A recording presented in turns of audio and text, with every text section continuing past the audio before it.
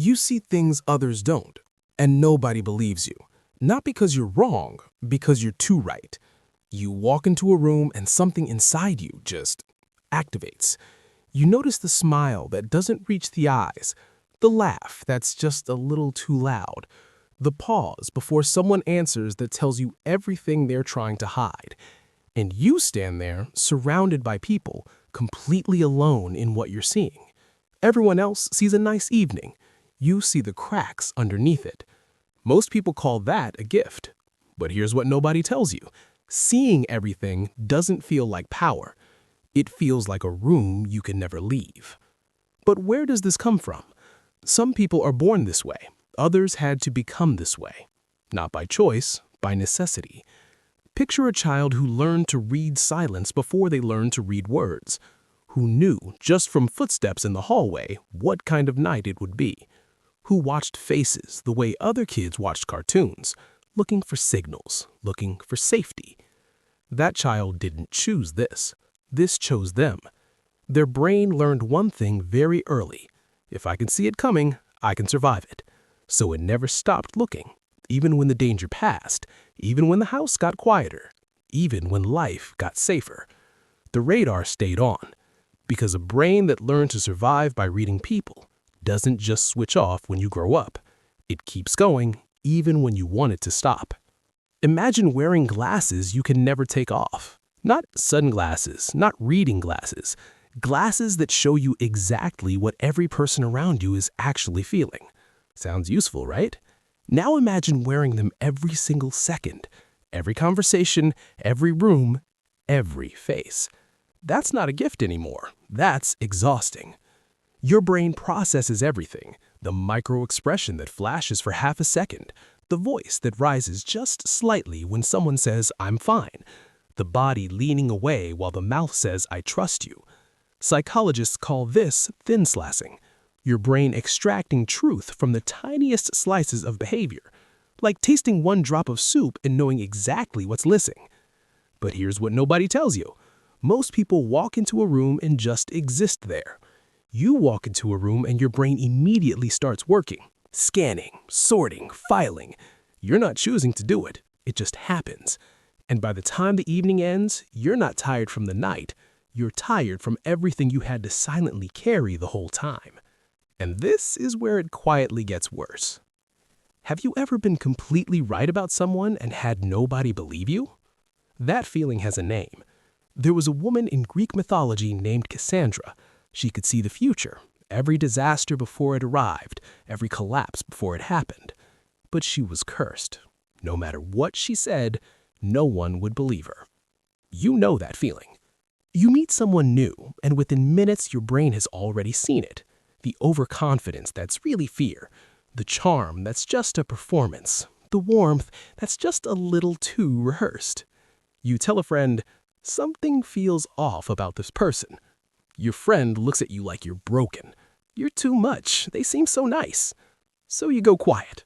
And 6 months later, when everything falls apart exactly the way you saw, nobody remembers that you warned them. But here's what nobody tells you. The problem isn't that you were wrong. The problem is that truth makes people uncomfortable. When you see someone clearly, really clearly, they feel it. They feel exposed, psychologically naked. And people don't thank you for that. They protect themselves from you. So, slowly, without even realizing it, you learn to stay silent. You smile and nod. You pretend not to see. But that silence leaves something heavy sitting in your chest. And that weight has a second layer. When you can't trust what people say, you start trusting only yourself. And that's when things get dangerous. Your brain, the one that's trained to spot lies, starts seeing them everywhere. Your partner gives you a compliment, and instead of just receiving it, your brain quietly asks, "What does he want?" A message comes 30 minutes late, not because they were busy. In your head, it's already a sign. Distance, disconnection, the beginning of the end. A gift arrives unexpectedly, and your first thought isn't warmth, it's, "What did she do wrong?" Nothing is wrong with you. You were never broken. You were just a person whose nervous system learned that staying safe meant staying alert. And it never got the signal that the danger passed. Psychologists call this hypervigilance, your brain running a security system that was built for survival, but never learned to rest. Think of it like this. Imagine someone with perfect hearing, so sensitive they can hear a building creak before it collapses. Useful, right? But that same sensitivity means they can never just enjoy music. Every sound is a threat to analyze. Every note is data. You win every mental chess game. You see every move before it happens. You're never caught off guard. But you're also never just present. And that exhaustion, the kind that comes from never switching off, has one more layer underneath it. Stay with me here, because this next part changes how you see everything. There's a loneliness that has no name. Not the loneliness of being alone, the loneliness of standing in a crowded room, watching something fall apart, and not being able to say a single word. You're at a friend's wedding. Everyone is celebrating. Champagne, laughter, tears of joy. But you've already seen it. The way the groom's eyes moved for just 1 second too long.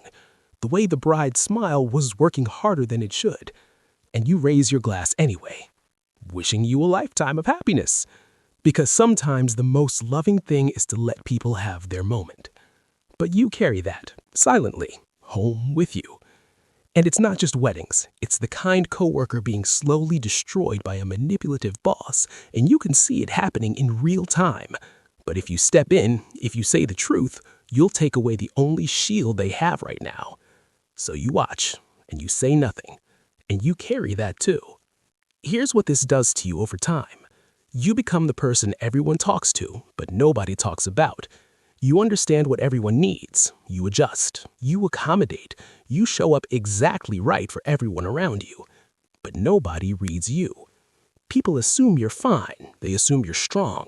They assume you don't need protection because you seem like you see everything. You become a glass wall. Everyone can see through you, but nobody actually sees you.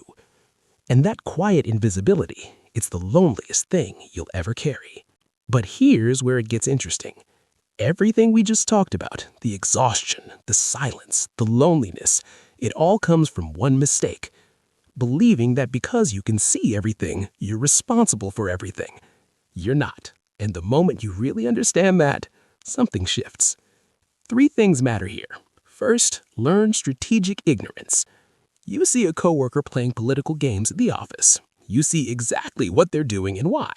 But ask yourself one question. Is this my fire to fight? If it doesn't affect you, let it pass, like a cloud across the sky. You can see it's gray. You don't have to stop it from raining. Your ability to see people clearly is a tool for your navigation, not a responsibility to fix the whole world. Second, stop expecting people to be real. The loudest person in the room is usually the most afraid. The coldest person is usually the most wounded. Most masks aren't worn to deceive you. They're worn to survive. When you see a mask, you don't have to rip it off. You don't have to expose it. You can just let them feel safe inside it. That's not weakness. That's the highest form of understanding. Third, give yourself permission to be present. If there's a 20% chance something ends badly, have the courage to enjoy the 80% that's real right now. You can see the thorns on a rose, but if you spend all your time counting thorns, you never smell the flower. And when you learn to do this, something almost magical happens. The ability doesn't disappear. It evolves. You stop being a scanner pointed at every threat. You become something quieter, something steadier, a lighthouse. Seeing everything in the dark, but using it to guide, not to warn, not to panic, not to carry alone, just to guide. You came here thinking something was wrong with you, that this thing you carry, this ability to see what others miss, was too much, too heavy, too isolating, too exhausting. You leave knowing something different. Nothing was ever wrong with you. You were just a person whose brain learned to see clearly in a world that prefers comfortable blur. That's not a flaw. That's the rarest thing there is. And yes, it costs something. It always will. But a mind that sees everything and still chooses kindness, still chooses presence, still chooses to let people have their moment, that's not a burden anymore. That's wisdom. That's the lighthouse.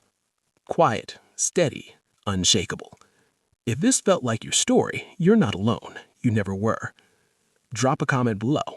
Tell me which trap felt most like yours. The Cassandra trap, the detective loop, or the glass wall. I genuinely want to hear it. If this reached you, share it with someone who needs to hear it today. I'm Apex. Subscribe, and I'll see you next time.